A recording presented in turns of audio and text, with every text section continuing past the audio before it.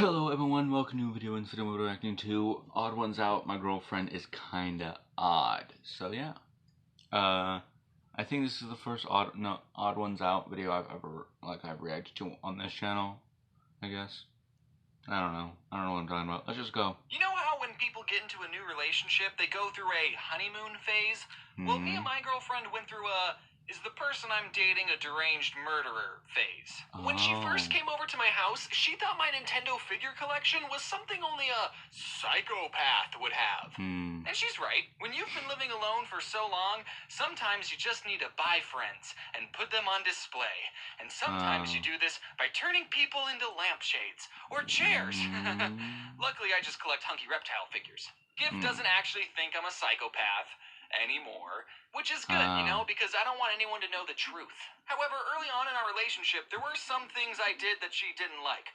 Like one time I was unloading the dishwasher and I was putting away the knives, and Gift looked at me all concerned and I asked, "What's the matter, huh? Huh?" I don't know what made her run to the other side of the room like that when I could clearly just throw the knife at her. Yeah, she's kind of stupid. But she definitely got her point across that she didn't like me holding multiple knives and told me to cut it out. But I didn't know if she was a psychopath either, though, because there are definitely some things about her that made me question her sanity. Like how she owns a $2,000 animal mascot costume, but she hates sports. That's weird. One time when I was over at her apartment, I was looking through her freezer, assuming she had bagel bites, and I asked, "Hey babe, where's all the bagel bites?" And there was this plastic grocery bag in there, and she tells me, No, don't look in there. We don't have any bagel bites. You ate them all, remember? But in my mind, all I'm thinking is, hold on.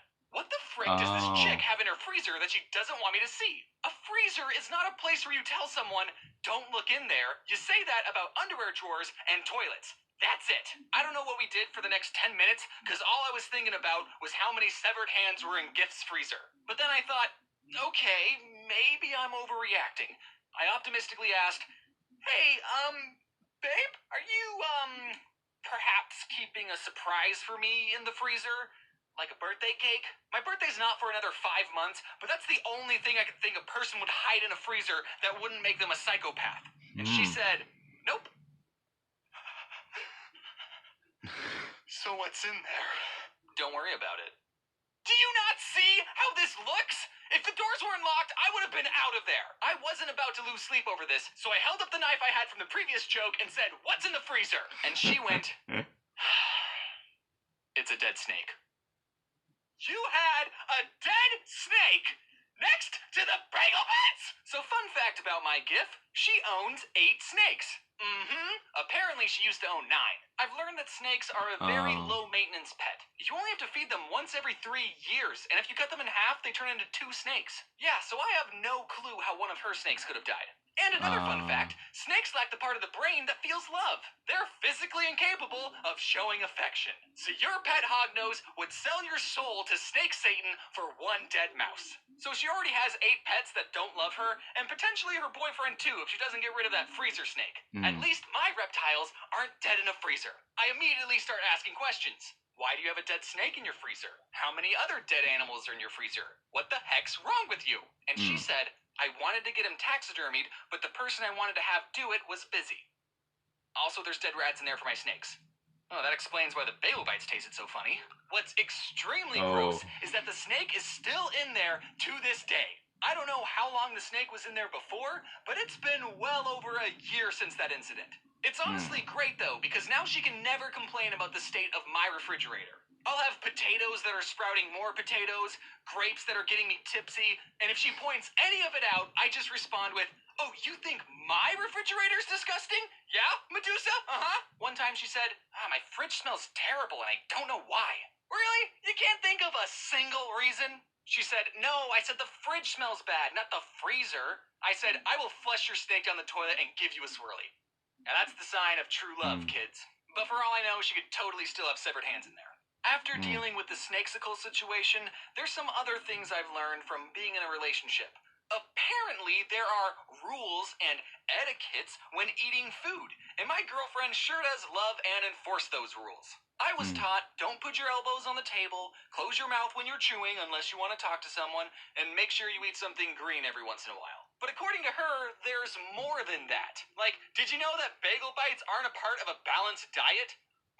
We were at a restaurant one time, pre-COVID, and when we got our food, Gift took a napkin and put it on her lap and told me to do that as well because you're supposed to do that in a society. I looked around the restaurant and said, but no one else has a napkin on their laps. And she said, that's because you wanted to eat at a Denny's. I didn't know why she was such a stickler for table manners until I went to her family's place for Thanksgiving, and I stepped inside and saw 2 sets of staircases in their house, and it all made sense. Oh. They're fancy and collect staircases.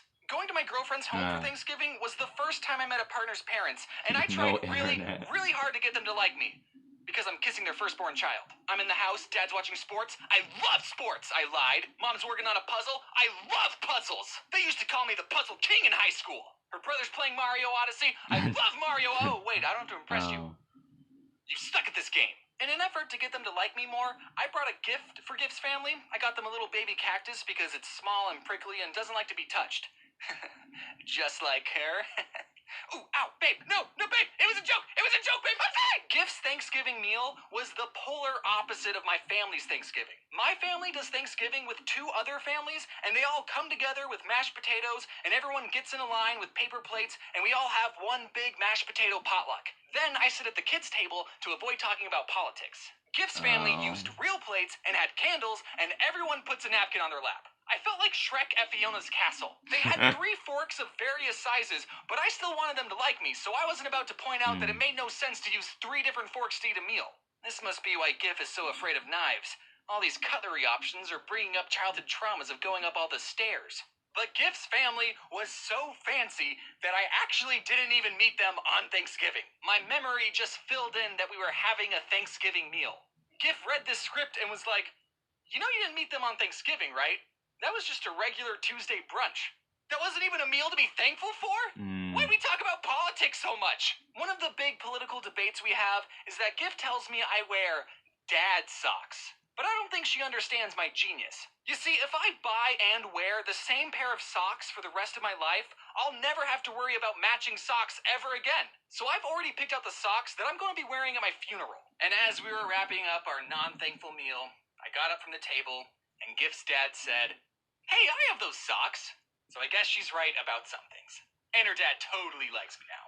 In the end, as long as I make Gift happy, then I know her parents will like me, no matter what socks I wear. And as long as you're with someone who makes you a happier person, then they're a good partner too, even if they refuse to throw away the dead snake they've had in their freezer for almost 3 years. Well, hello everyone. I know it's been a while. Jesus, so many people have worked on this thing. So honestly, and I don't know what to say, man. Because the entire time I've been watching that video, I was like, this is a totally fake story. But I'm like, and I didn't want to say it because like it's so fucking obvious, right? But it also might not be. But yeah, I guess I don't really know. So yeah. So and I was not talking that much during the story because honestly, isn't like it's a thing of like, why would I want to talk during someone's story and interrupt them? So yeah, if you guys liked the video, please press the button, and if you want to see more of my videos, please press the subscribe button, and if you hit that notification bell if you want to get notifications whenever I upload. And I'll see you guys next video. Peace.